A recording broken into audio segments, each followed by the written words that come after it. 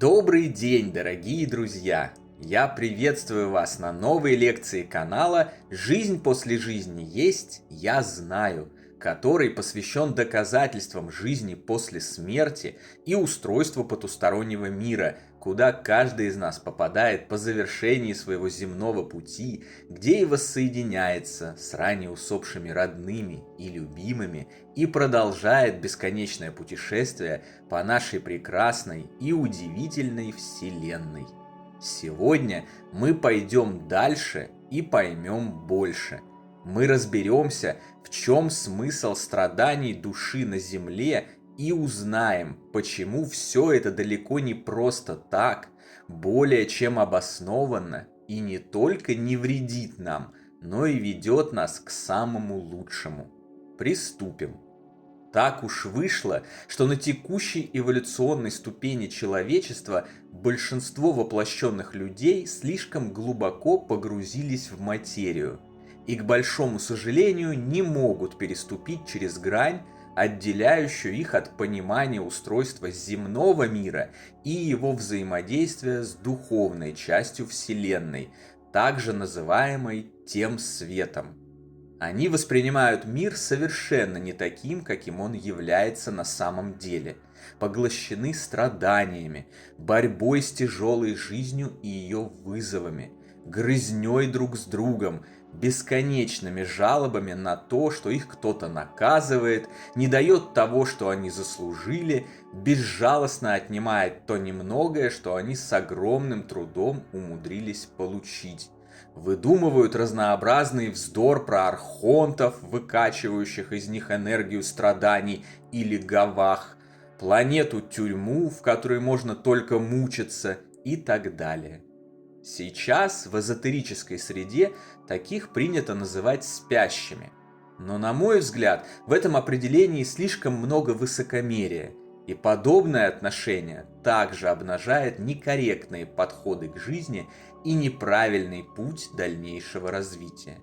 Знания даются нам не для того, чтобы возгордиться и почувствовать себя инакими, отдаляться друг от друга, возвышаться по отношению к другим и погрязать в парах собственного пафоса, а наоборот, чтобы помогать, сближаться и вспоминать о том, что по сути все мы одинаковые, и все мы являемся родными братьями и сестрами, независимо от расы, цвета кожи, формы носа, места проживания, возраста, пола, каких-либо ориентаций и любых прочих различий. В нашем телеграм-канале, а также в нашей книге «Жизнь после жизни есть, я знаю. Путешествие скептиков в потусторонний мир» мы уже говорили о том, что во всем, что есть и происходит во Вселенной, есть определенный смысл. И наш приход на Землю, любые наши страдания, боль, горе, как и счастье, все это испытания, многие из которых мы определили для себя сами с целью развития и получения бесценного опыта, который затем будет использован с глобальной целью строительства доброй Вселенной, исполненной любви и света. Ничего просто так не происходит. Во всем заложен замысел Творца и его помощников, достаточно развившихся для того, чтобы встать рядом с ним духов. Когда-нибудь, кстати, каждый из нас займет такое место и даже пойдет выше. В этом нет абсолютно никаких сомнений. Но подробнее об этом пути мы поговорим в другой раз. Сейчас же, полагаю, зритель и слушатель уже достаточно подготовлен к тому, чтобы пойти чуть дальше и посмотреть на свою жизнь еще чуточку глубже, раздвинув рамки познания еще чуточку шире и окончательно закрыть для себя вопрос, в чем смысл страданий человека на Земле. Для того, чтобы сделать это, необходимо подняться на уровень выше и взглянуть на вопрос с этого, более высокого уровня. С уровня не бренного биологического тела с запасом хода в 60-80 лет, а с уровня бессмертного духа, коим каждый из нас и является. Поднимитесь туда, даже если вы пока и не верите в то, что вы бессмертный дух. Попытайтесь на минутку абстрагироваться от этого неверия и взглянуть на себя именно так, и через это именно так же на все остальное.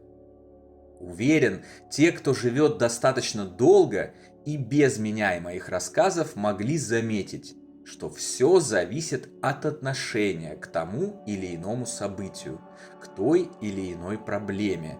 Все зависит от восприятия. Мы сами определяем событие как плохое или хорошее. Мы сами даем ему оценку. И только от нас зависит, будем ли мы в нем страдать, проходить его спокойно или вовсе наслаждаться им и благодарить Господа за то, что мы в нем оказались и получили бесценный опыт, каким бы ужасным оно ни казалось другим со стороны. Когда я рассказываю людям о моих невероятных приключениях на протяжении всей моей жизни и о том, как через них прохожу, решаю их и всегда выхожу из них с позитивом, не опуская рук и не отчаиваясь, мне часто не верят. Говорят, что я все выдумываю, что я барон Мюнхгаузен, или что мне просто сказочно везет, или же у меня есть какие-то нереальные связи в высших кругах, какие-то большие деньги, позволяющие мне решать любые трудности. Но это, конечно, не так. У меня никогда не было ни больших денег, ни связей, ни власти. Всю свою взрослую сознательную жизнь я живу в небольших однокомнатных квартирах и обладаю суммой денег в кармане или на банковском счете, равной затратам среднестатистического гражданина нашей страны на один день, в лучшем случае на неделю. Всего пару-тройку раз в жизни были деньги на месяц вперед. И при этом в моей жизни постоянно случаются невероятные события, встречаются невероятные люди, и все время происходит то, что людьми принято называть чудесами. Все дело в моем отношении. С самого детства я воспринимал любые трудности легче, чем все остальные, полагая их необходимым для меня опытом. С годами это отношение стало моим кредо, и именно оно позволяет мне наслаждаться жизнью там, где другие от нее страдают, ненавидят и проклинают. Да, раньше я не понимал, как это работает, даже не догадывался. Это просто было внутри меня изначально, базово, бессознательно и автоматически. Что, кстати, в очередной раз подтверждает теорию реинкарнации, что мы не начинаем жизнь с нуля, даже если и не помним прошлой жизни. А важные знания и достигнутый в прошлой жизни прогресс на подсознательном уровне остаются с нами и с приходом в жизнь новую. Но теперь я понимаю и механизм этого. Восприятие порождает результат. Все, что внутри, в вашем духовном мире, как первопричина, соответствует всему, что снаружи, и порождает окружающую реальность. И ваше восприятие события определяет само событие, а также то, как вы через него пройдете – спокойно, комфортно и легко или тяжело и мучительно. Многие в это не верят, но на самом деле каждый становился свидетелем подобного. Припомните, сталкиваясь с какой-нибудь серьезной проблемой в первый раз, как вам было тяжело, какая порою паника вас накрывала, какие негативные ожидания и прогнозы у вас рождались в голове и как тяжело было проходить эту проблему. Когда же вы проходили через такую же проблему во второй или даже в пятый раз, вы уже действовали спокойно, зная, что ее можно решить, зная, как ее решать, и не впадали в отчаяние. Но проблема-то не изменилась, она осталась все той же проблемой, что была и в первый раз. Это вы изменили свое отношение к ней, и на пятый раз она вас уже абсолютно не трогает и не вызывает страхов и отчаяния. Поэтому и проходится легко. Понимаете? Все зависит от вашего восприятия. Исходя из этого, и можно с уверенностью сказать, что никаких плохих событий не существует в принципе. Любое событие нашей земной жизни – это даже не испытание, которое нужно вытерпеть и пройти. Это просто этап, чекпоинт, резервуар, наполненный опытом. Это точка роста и развития, по сути своей неплохая и не хорошая, а нейтральная, но необходимая нам и данная нам с благими целями. А вот мы уже даем ей оценку. И только от нас зависит, в какие тона, выражаясь словами одного известного деятеля из Киева, эта нейтральная точка будет окрашена – светлые или мрачные. Что бы ни случилось, вас облила машина на остановке, уволили с работы, изменил супруг, предал друг или даже умер родной и любимый человек. Все это нужно, чтобы вы выросли над собою, научились новому, получили опыт и взрастили свой бессмертный дух с описанными выше великими целями. Это не страдания. Страданиями делаете их только вы сами.